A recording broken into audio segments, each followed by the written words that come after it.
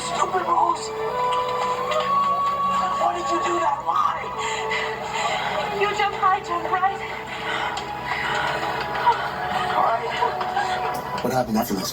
Just one of the scenes from Love Island USA. About everyone talking. No, I'm kidding. Iconic clip from Titanic. Krager, did you never see Titanic? Yeah, I saw it. Okay.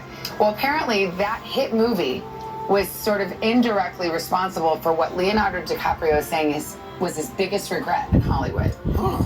This is a teaser for Pop Star. We will tell you what he is saying about the major role he turned down to play Jack. That's it. Worked out pretty well either way for Leo. He's the king of the world. Yeah. It was fine. Okay. Yeah, okay. That's a good tease. Yeah.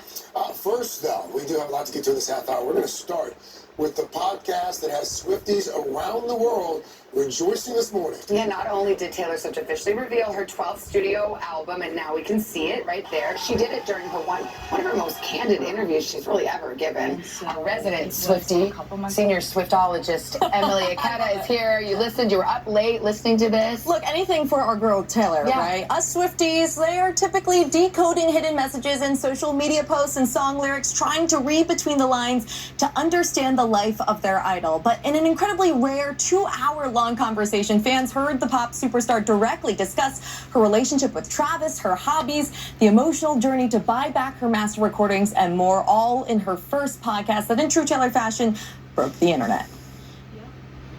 It was showtime for the life of a showgirl singer. This is my brand new album. Taylor Swift making her first podcast appearance ever and dropping the track list for her next album ahead of its October release. It's about what I was going through offstage. Less than a year after wrapping her earth-shaking Eras tour,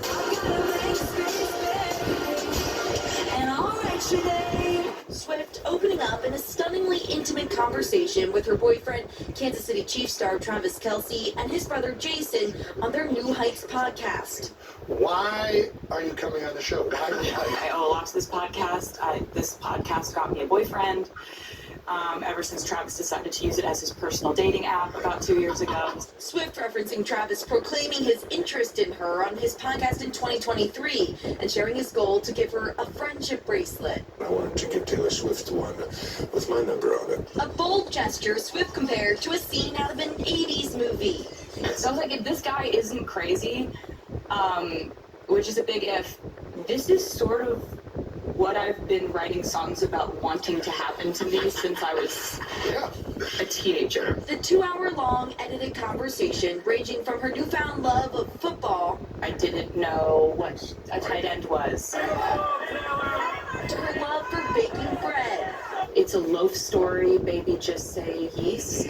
Swift also detailing the intense physical demands and favorite moments from her record-breaking Eras tour. I would see a lot of bonding happening between generations of people. Gosh, that's so true. It was really wonderful.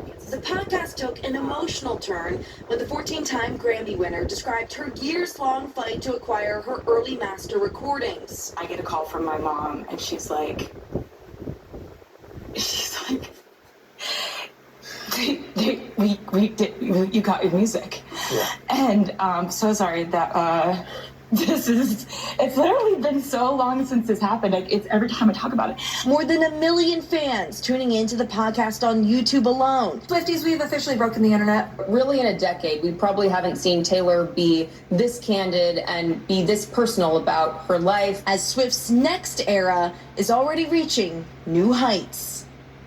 So, Emily, I have 2 hours to spare this afternoon. I will be watching. Is there anything else that shed light, especially since she hasn't texted me to let me know how the relationship with Travis is going? I honestly was mind blown by the scope of this, as you mentioned, 2-hour-long conversation. Yes, she addressed the Eras tour and how, by the way, she worked on her next album during the Eras tour. But we also got this rare window into her day. Mind blown by the scope of this, as you mentioned, 2-hour-long conversation. Yes, she addressed the Eras tour and how, by the way, she worked on her next album during the Eras tour. But we also got this rare window into her day-to-day life. It was fun to see them kind of jokingly kid around with one another about whether she should be considered an athlete. She talked about how she's trying to perfect the funfetti sourdough for Jason Kelce's 4 little girls and how she's trying to turn that family into cat lovers after Jason... the funfetti sourdough for Jason Kelce's 4 little girls.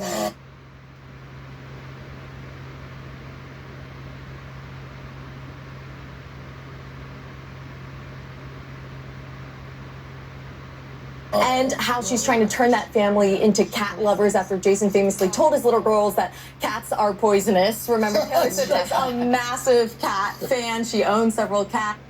Into cat lovers after Jason famously told his little girls that cats are poisonous. Remember, Taylor Swift is a massive cat fan. She owns several cats. It really felt like we were kind of sitting in the basement with them, chatting, joking. It was a pretty cool, candid She conversation. came across as quite relatable. Yeah, Quite absolutely. It's funny because it's like she is everywhere, and I'm sure there are people like, why are you so excited? She's everywhere, but you don't actually get to really list. She hasn't done an extended, long interview. It's been years. In years and years. It almost was nostalgic. It was really cool. 2 hours. Yeah, Right? it's cool. hours. All right, Emily, thank you.